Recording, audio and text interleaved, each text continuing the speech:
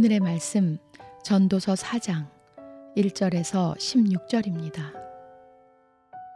나는 또 세상에서 벌어지는 온갖 억압을 보았다. 억눌리는 사람들이 눈물을 흘려도 그들을 위로하는 사람이 없다. 억누르는 사람들은 폭력을 휘두르는데 억눌리는 사람들을 위로하는 사람이 없다. 그래서 나는 아직 살아 숨쉬는 사람보다는 이미 숨이 넘어가 죽은 사람이 더 복되다고 말하였다.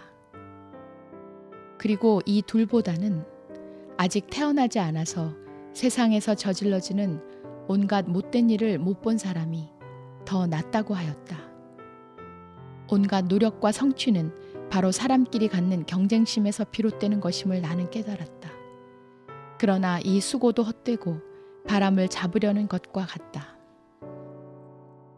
어리석은 사람은 팔짱을 끼고 앉아서 제 몸만 축낸다고 하지만 적게 가지고 편안한 것이 많이 가지려고 수고하며 바람을 잡는 것보다 낫다.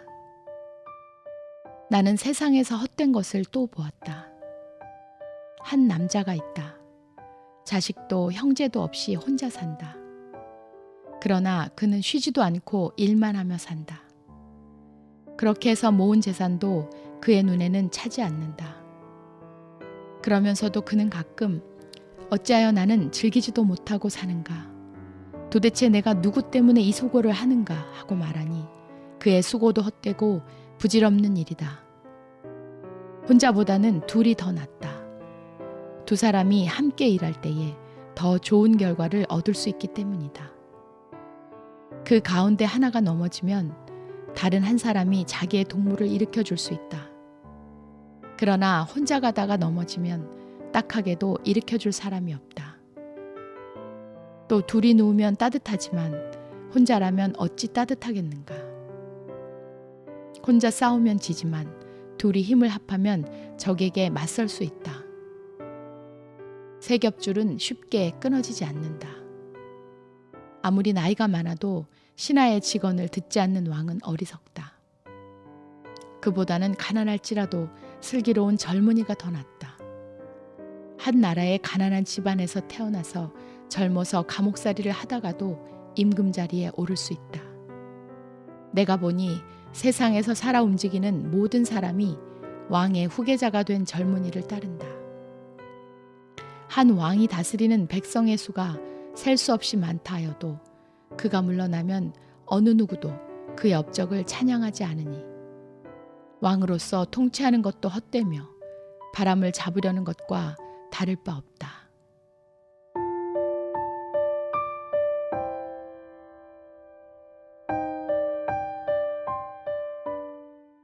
혼자 밥 먹고 혼자 영화 보고 혼자 살아가는 것이 트렌드인 요즘은 타인과 엮이는 것이 불편한 시대입니다.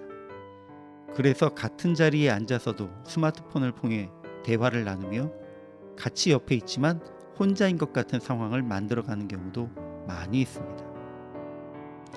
혼자와 함께 어느 쪽이 더 좋은지에 대한 논쟁은 결론이 나지 않습니다만 보통 신앙인의 관점에서는 하나님 앞에서는 혼자 서고 문제 앞에서는 함께 하는 것이 더 좋다라고 생각할 수 있습니다.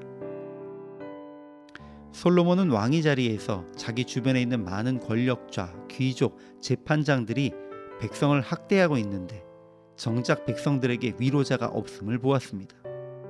솔로몬이 바라본 백성들의 처지는 산자들보다는 죽은 자들이 차라리 낫고 태어나지 않은 이들이 더 낫다고 말할 정도로 어렵습니다. 그러나 백성들도 선하지를 않아서 재주가 많은 이는 수고하면서도 이웃에게 시기를 받는다라고 기록합니다. 또 어떤 미련한 사람들은 물려줄 아들이나 형제도 없는데 만족하지 못하고 끊임없이 일만 합니다. 귀족, 백성들, 이들 모두에게 결여된 것은 무엇인가요? 바로 더불어 사는 것에 대한 생각입니다.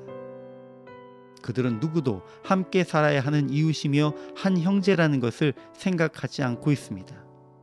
하나님께서 이스라엘 백성들을 향해서 그렇게도 과부와 고아, 나그네와 종과 레위인을 돌보라고 반복해서 이야기하셨는데 그것은 형제를 잊지 말고 더불어 살라는 말씀이었습니다.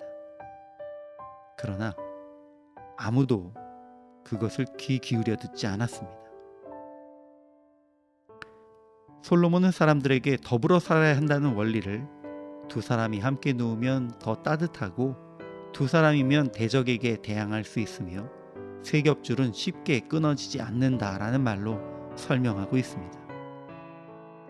앞서서 모든 것이 헛되고 자기 노력으로 하나님의 때를 당기거나 늦추는 것이 의미가 없음을 깨달았던 솔로몬은 이제 더불어 사는 것이 왜 중요한지를 깨닫고 전합니다.